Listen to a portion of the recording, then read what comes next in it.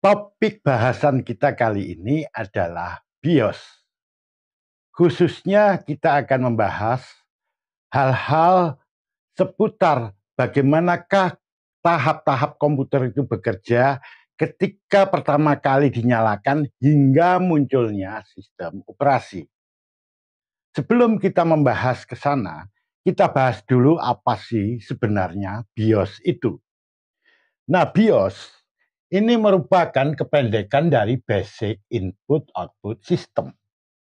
BIOS ini sebenarnya adalah software yang lebih dikenal dengan nama firmware, yaitu ini firmware ya, ini tulisannya firmware ini, ya. Yaitu program yang berfungsi untuk mengatur perangkat keras dari suatu perangkat elektronika. Dalam hal ini adalah komputer itu sendiri. Jadi program ini berhubungan langsung dengan perangkat kerasnya. Itu dikenal dengan nama firmware. Program firmware ini itu tersimpan dalam sebuah chip memori yang bersifat ROM. ROM itu ini, read only memory. Jadi memori dalam chip ini dia hanya bisa dibaca isinya. Dia tidak bisa dihapus sembarangan. Jadi program yang sudah tertulis di dalamnya itu tidak bisa dihapus begitu saja. Dia bisa dihapus dengan cara-cara tertentu atau menggunakan perangkat-perangkat tertentu. Jadi tidak bisa dihapus bagaimana Anda menghapus file pada hard disk, pada flash disk misalnya. Tidak semacam itu. Jadi butuh cara tertentu atau dengan alat tertentu. Chip memori yang digunakan untuk menyimpan program BIOS tadi akhirnya dikenal dengan nama ROM BIOS. Nah, ini ada pada komputer-komputer tipe lama. Contohnya kayak begini, ROM BIOS. Ini dia chipnya.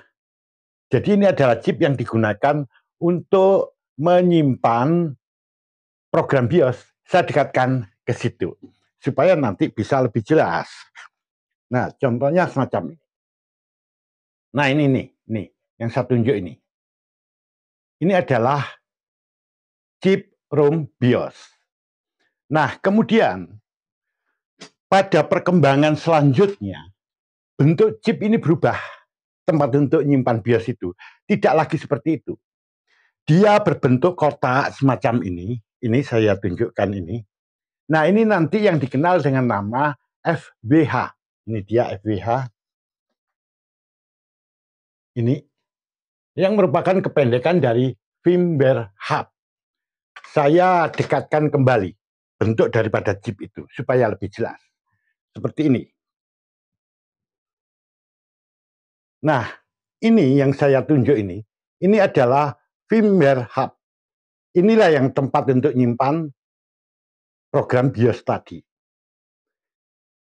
Nah, kemudian pada perkembangan selanjutnya lagi, BIOS ini sudah diubah menjadi lebih baru, yang akhirnya dikenal dengan nama EFI, yaitu kependekan dari Extensible Firmware Interface.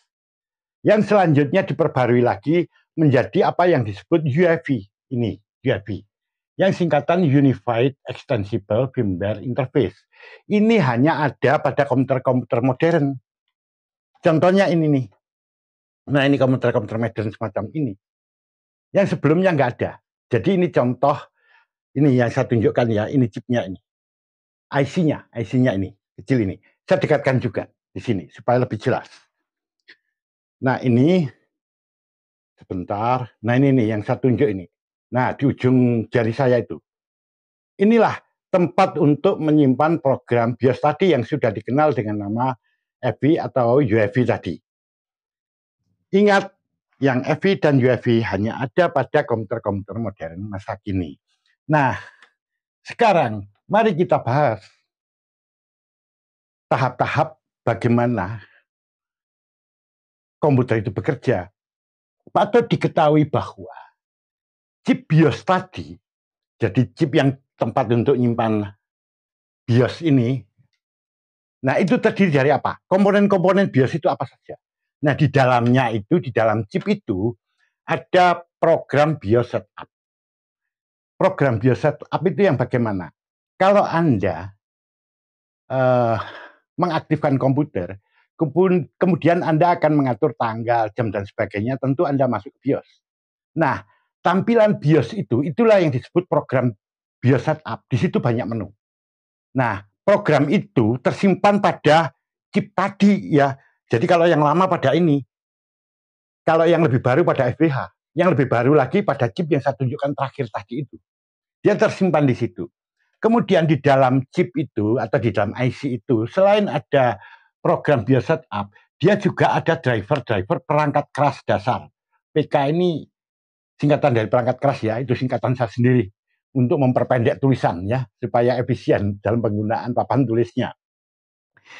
Driver-driver ini berfungsi untuk mengaktifkan beberapa perangkat komputer, misalnya mengaktifkan CPU-nya ya, prosesornya, kemudian mengaktifkan chipset, kemudian mengaktifkan perangkat seperti yang ada pada motherboard itu, memori utama atau RAM, atau pada monitor dan sebagainya. Tapi itu adalah driver-driver dasar aja ya, agar dia berfungsi. Nah, kemudian selain itu, dia juga berisi program bootstrapper. Program bootstrapper ini adalah program yang berfungsi untuk mengaktifkan komputer pertama kali, memboot komputer pertama kali. Jadi komputer ketika dinyalakan, diboot, jadi diboot itu dinyalakan dan diaktifkan ya, agar dia bisa berfungsi sebagaimana mestinya, kayak begitu. Nah, program itu dikenal dengan nama program bootstrapper atau program bootstrap seperti itu. Jadi pada chip tadi, penyimpan BIOS itu, terdapat 3 komponen ini. Nah, kemudian bagaimana tahap-tahapnya? Tahap-tahapnya seperti ini. Ketika komputer itu pertama kali di-on-kan, dinyalakan, maka langsung pada saat itu, operasional komputer, kendalinya itu langsung diambil oleh program bootstrapper tadi. Dialah yang mengendalikan pertama kali. Jadi kayak semacam sistem operasinya pertama kali gitu ya, semacam itu ya. Jadi dia yang mengendalikan. Langkah pertama yang dilakukan oleh bootstrap ini setelah dia menyalakan dan mengaktifkan komputer itu, memboot komputer itu, maka dia akan memeriksa, memverifikasi program BIOS Setup. Di sini saya tuliskan ver BIOS. Jadi dia akan memeriksa. Kalau BIOS-nya itu ternyata normal dan bagus, bisa berjalan, ya langsung. Kalau tidak, nanti pasti ada tanda-tanda khusus. Ada pesan yang menyatakan bahwa di sini BIOS-nya tidak normal. Artinya harus diganti, jadi di copy ulang begitu ya, diisikan ulang. Artinya semacam itu. Seandainya itu bagus, ya, maka dia langsung normal dan dia mulai mengeksekusi BIOS, menjalankan program BIOS. Jadi BIOS Setup ini dia jalankan. Nah, disitulah program BIOS Setup itu akan memeriksa semua komponen perangkat keras yang ada pada komputer. Dia akan memeriksa ada memorinya atau tidak, memorinya itu normal atau tidak, kemudian ada kartu grafis atau tidak, ya, normal atau tidak kartu grafisnya. Kemudian di situ ada keyboard enggak, ada mouse enggak, monitornya bagaimana, ada enggak, hard disknya dan semuanya. Dia akan memeriksa seluruh perangkat keras yang ada. Nah, proses di mana sedang memeriksa dirinya sendiri, jadi dia memeriksa komponen-komponen yang ada pada komputer itu sendiri, proses ini dikenal dengan nama POS. Nah, POS ini kependekan dari Power on Self Test. Artinya di sini kemampuan untuk memeriksa diri sendiri. Power on Self Test. Seandainya di situ ada yang bermasalah, misalnya nggak ada memorinya. Nah, biasanya dia memberikan pesan khusus. Pesan itu bisa berupa bip atau tulisan. Kalau memori sih biasanya bip ya, ada bunyi tit tit tit gitu, tit tit tit. Nah, macam-macam bunyinya ya, variasinya macam-macam tergantung jenis BIOS-nya. Jadi maksudnya jenis BIOS itu diproduksi oleh perusahaan apa? Ada AMI BIOS, ada Awad BIOS, ada Phonik BIOS. Nah, masing-masing itu nanti memiliki kode-kode sendiri untuk menyatakan bahwa perangkat itu nggak ada. Contohnya kayak begini. Amfibios mungkin akan bunyi, mungkin ini ya saya sudah lupa itu ya, tit tit tit 3 kali. Mungkin untuk yang lainnya misalnya fonik gitu, mungkin tit tit tit tit, nah ya beda-beda. Ada tit pendek, ada tit panjang kayak begitu. Nah, kadang-kadang tidak berupa bip, tapi berupa tulisan. Nanti ada pesan-pesan yang semacam itu. Jadi dia akan memunculkan pesan itu. Selama tidak ada masalah di situ, ya tidak ada kerusakan atau belum lengkap kayak begitu. Jadi semua sudah lengkap dan tidak ada kerusakan. Maka langsung Bootstrapper ini akan mengambil sistem operasi yang tersimpan pada storage. Jadi pada media penyimpanan sekunder ya, misalnya pada hard disk atau pada SSD begitu. Jadi sistem operasi yang ada di situ itu akan diambil oleh dia. Diambil, di-copy, kemudian langsung dimasukkan ke dalam memori utama, yaitu ke RAM. Dimasukkan ke sana.